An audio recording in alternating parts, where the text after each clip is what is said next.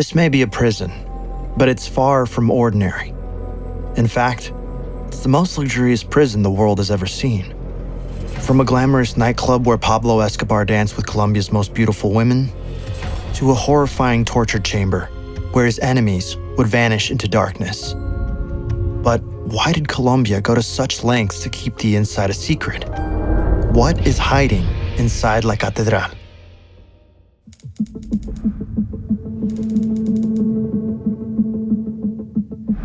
"10 a.m. Escobar lies in his bed, thinking about the day ahead. This is Escobar's cell, but it's far from what you might imagine. It's fitted with a king-size bed, topped with the finest Egyptian linen sheets. Surrounded by million-dollar paintings, fine oak wood furniture, and a wall-length bookshelf.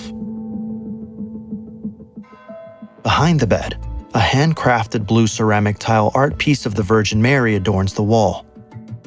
His room doubles as one of his offices. Next to his bed is his workstation. Even behind bars, the cartel boss is running one of the largest drug empires the world has ever seen.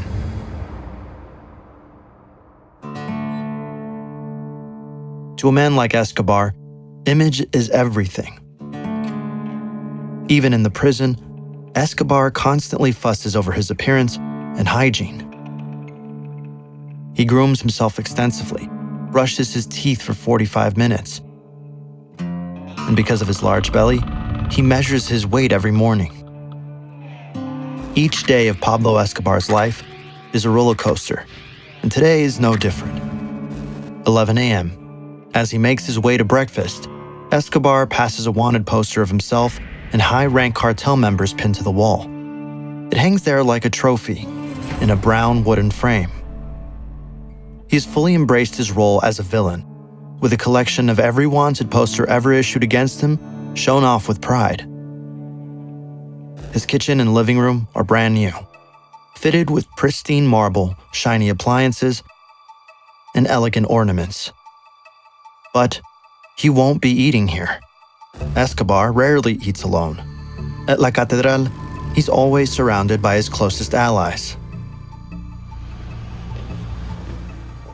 Escobar is on his way to another part of the prison. As he walks, he passes the rooms of his top lieutenants and sicarios. Like his bosses, their rooms are lavishly furnished. At the center of one of the rooms stands a big circular bed. Where most rooms would have a crucifix, a massive black and white portrait of Escobar hangs, just to remind his goons that he's always watching. It's not hard to see why the Colombian government was so eager to keep the prison and its details hidden from the public. Back inside, the boss starts his day. Today, Escobar will be eating with his lieutenants inside of his giant casino.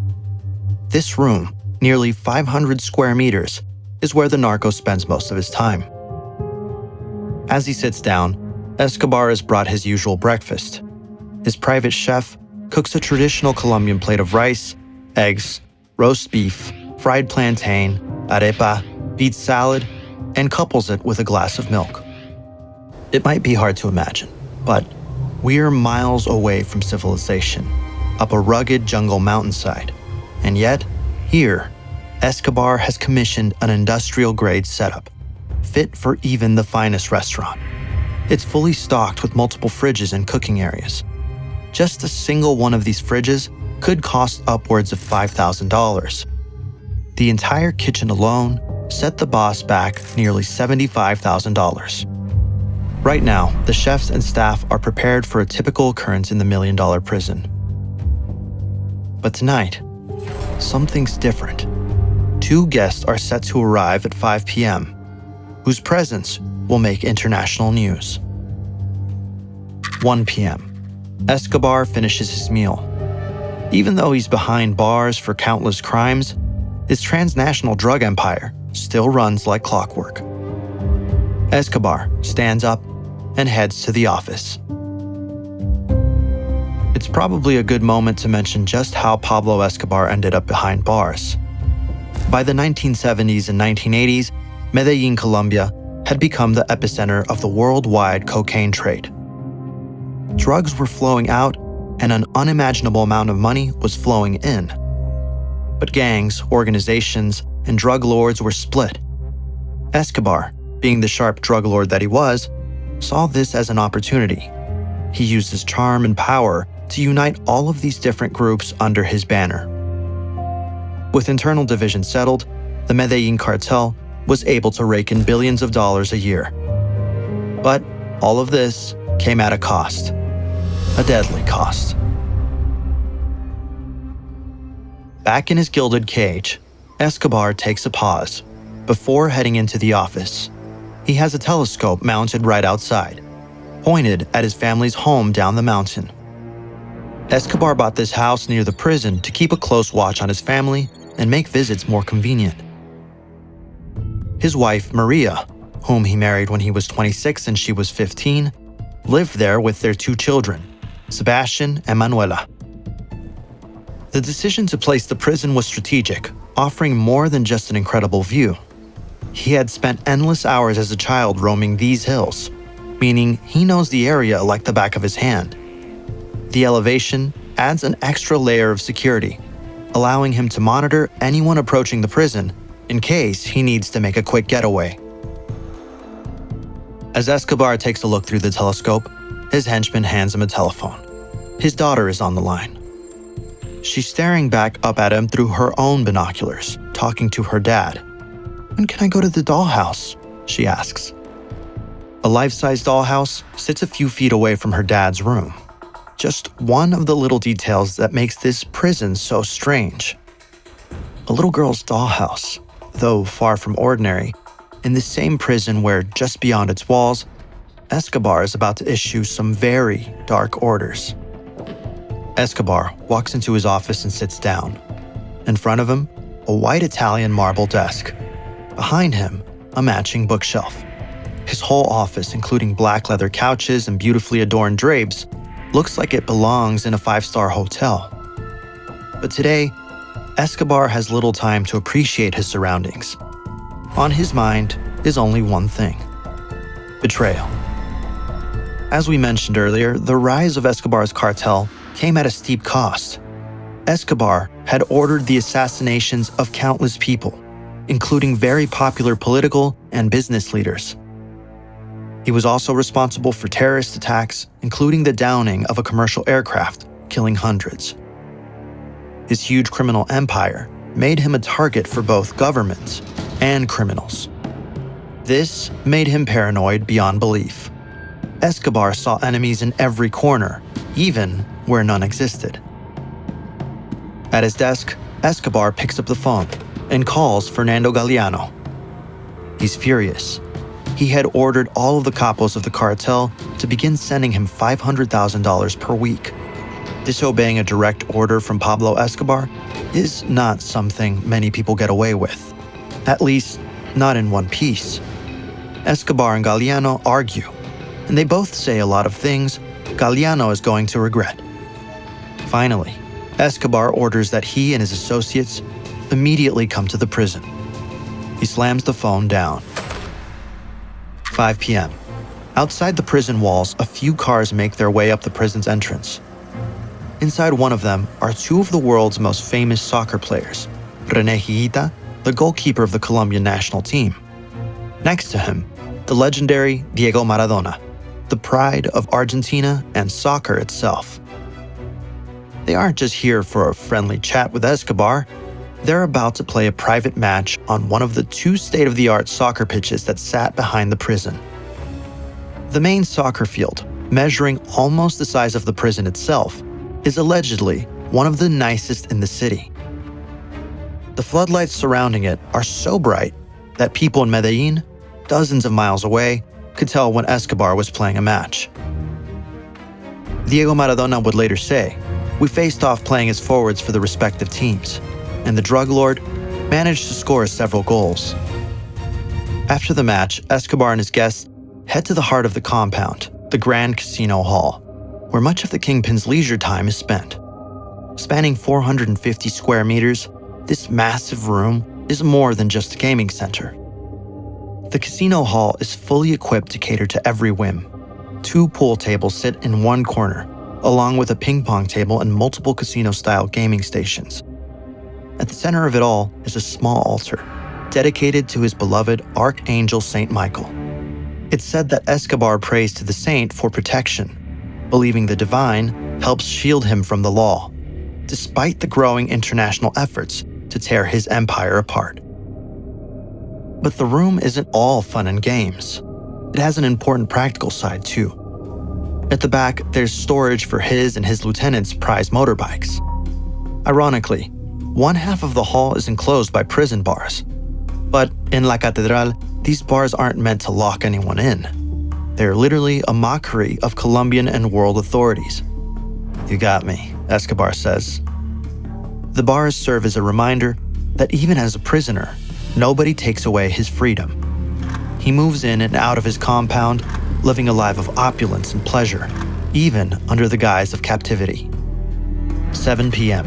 The hall echoes with the sound of laughter, clinking glasses, and roaring conversations. The tables are pushed aside to turn the spacious hall into a lively dance floor.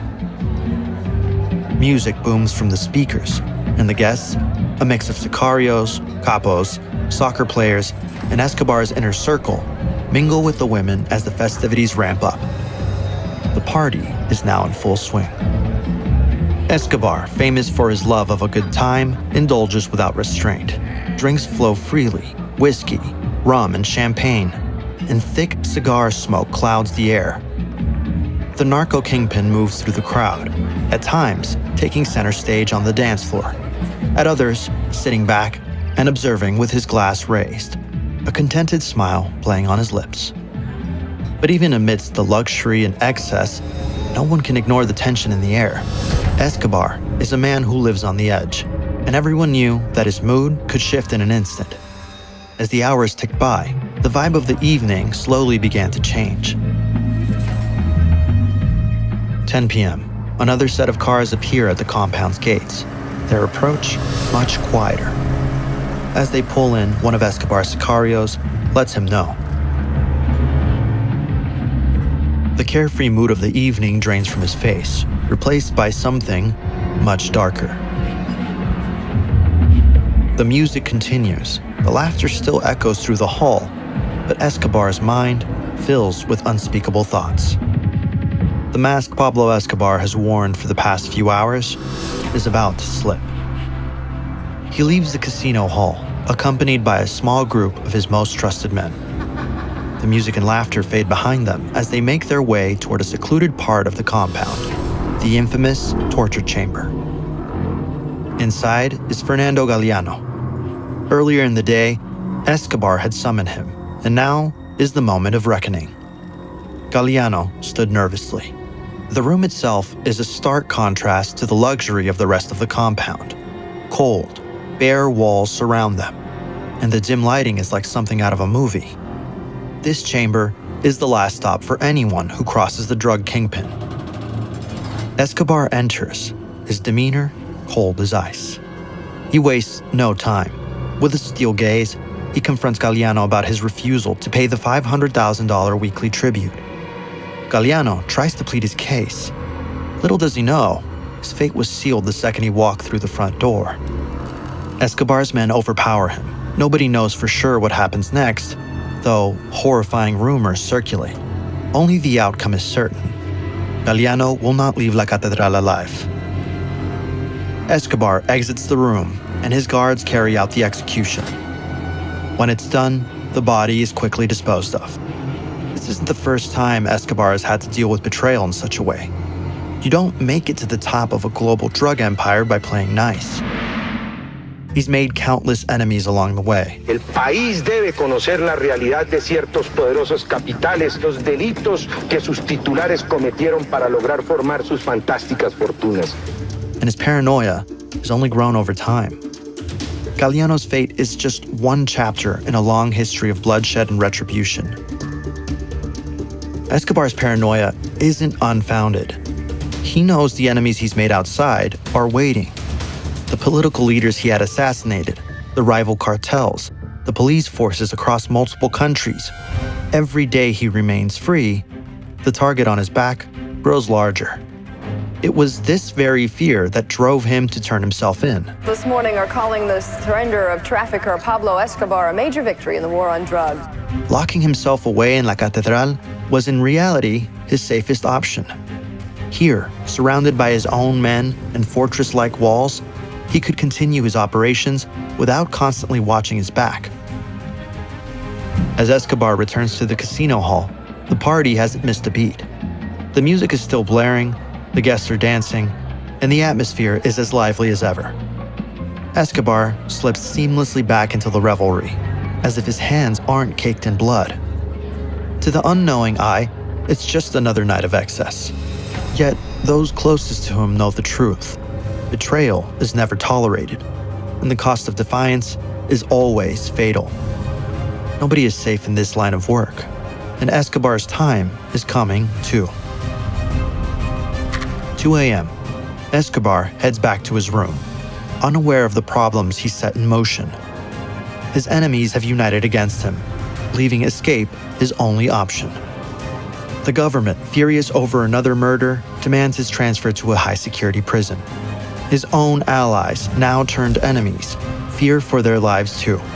Escobar, a ruthless killer, escaped from his own luxury prison when authorities tried to transfer him to another jail. On July 22, 1992, La Catedral would once again work as intended. As the army approaches, Escobar sneaks through the poorly constructed fence and wall, slipping away into the night. He serves just 13 months of his 5-year sentence. A year and a half later, a special police unit tracks him down to a safe house. After a rooftop chase, a gunfight ensues. A bullet passes through his head, killing him on the spot. Pablo Escobar, perhaps the most dangerous man on the planet, dies. He's only 44 years old. The prison, on the other hand, lasts a few more years, but even it starts falling apart. Tales of hidden treasure cause some to venture up the mountainside, sneak in, and begin looting the compound, dismantling it piece by piece. By the late 90s, the entire structure had been torn away. It's as if the palace had never existed at all. Colombia portrayed Pablo Escobar's imprisonment as a sign of strict control, framing his arrest as a major victory in the country's war on drugs. To maintain this image, the media was tightly controlled, revealing little about the luxurious reality inside his prison to avoid scrutiny. The site where La Catedral once stood is now a monastery and nursing home for impoverished senior citizens. While it had once been where the drug lord had built a castle of sin and torture, it's now a place of respite and healing. Still, there's no washing away its dark history, and its inhabitants no doubt still remember the turbulent years of Pablo Escobar, El Patron.